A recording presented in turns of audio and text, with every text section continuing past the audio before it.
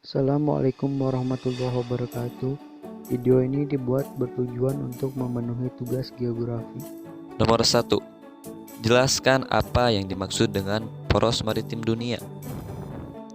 Poros maritim merupakan suatu langkah untuk memanfaatkan kelautan sebagai jalan pemerataan serta pembangunan suatu wilayah yang berpotensi. Sebutkan pengaturan hukum laut yang dikeluarkan oleh UNCLOS pada tahun 1982. Hasil Konvensi Laut International United Nations Convention on the Law of Sea UNCLOS tanggal 10 Desember 1982 di Montague Bay, Jamaika memutuskan 3 batas wilayah laut, yaitu 1. Batas laut teritorial. Menurut UNCLOS, laut teritorial adalah garis-garis dasar, garis pangkal yang lebarnya 12 mil laut diukur dari garis dasar laut teritorial. Kedua, batas landas kontinen. Kedalamannya tidak lebih dari 150 meter dari permukaan air laut. Batas landas kontinen dari garis dasar tidak tentu jaraknya, tetapi paling jauh 200 mil. Yang ketiga, zona ekonomi eksklusif. Jalur laut selebar 200 mil ke arah laut terbuka diukur dari garis dasar.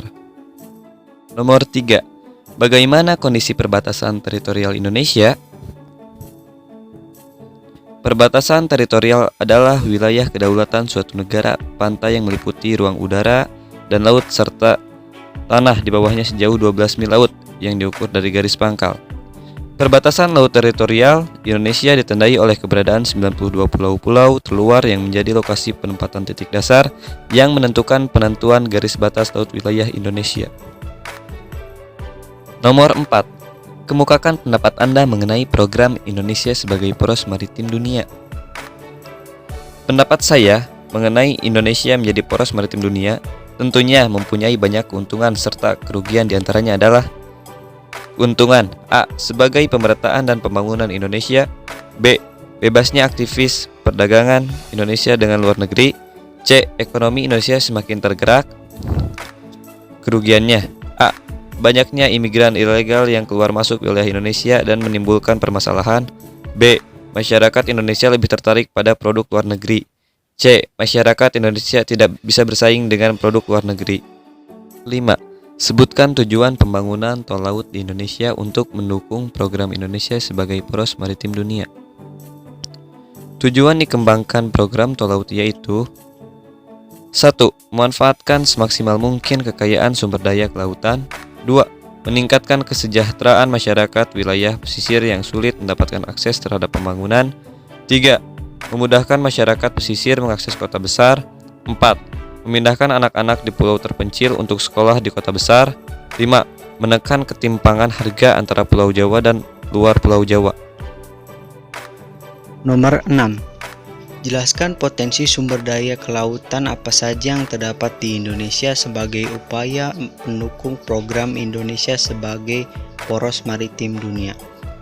Potensi sumber daya kelautan yang terdapat di Indonesia: 1. Lokasi geografis Indonesia yang strategis.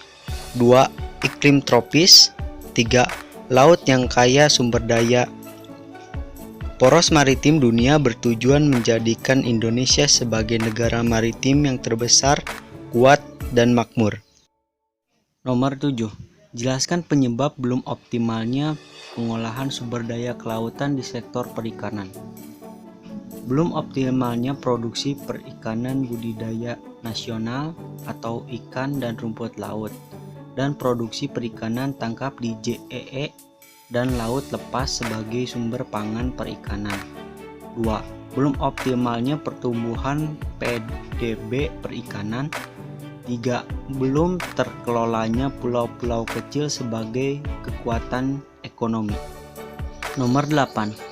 Kemukakan pendapat Anda mengenai upaya yang dapat dilakukan mengoptimalkan sumber daya kelautan di sektor perikanan. Pendapat saya, memberikan pelatihan kepada para nelayan agar melakukan pekerjaan namun tetap bertanggung jawab terhadap lingkungan. Kedua, pemerintah memfasilitasi dan menjamin kelangsungan hidup para nelayan. Jelaskan manfaat sumber daya kelautan di sektor perikanan dan pariwisata bahari untuk pembangunan nasional sebagai poros maritim dunia. Manfaat di sektor pariwisata adalah untuk pembenahan objek wisata yang ada dan mengembangkan destinasi yang baru. 2. Untuk pembenahan dan pembangunan baru infrastruktur dan sarana di sekitar lokasi wisata. Manfaat sumber daya kelautan di sektor perikanan adalah dengan adanya bahan baku dari usaha perikanan tangkap dan perikanan budidaya. 10. Jelaskan program pengembangan industri pariwisata bahari di Indonesia menurut Priyono. Priyono bertanggapan bahwa sektor wisata bahari Indonesia tidak digarap secara maksimal. Hal itu tampak dari kejelasan program industri pariwisata bahari di Indonesia. Program industri pariwisata bahari oleh Priyono dipahami sebagai pengembangan industri pariwisata bahari yang berdaya saing.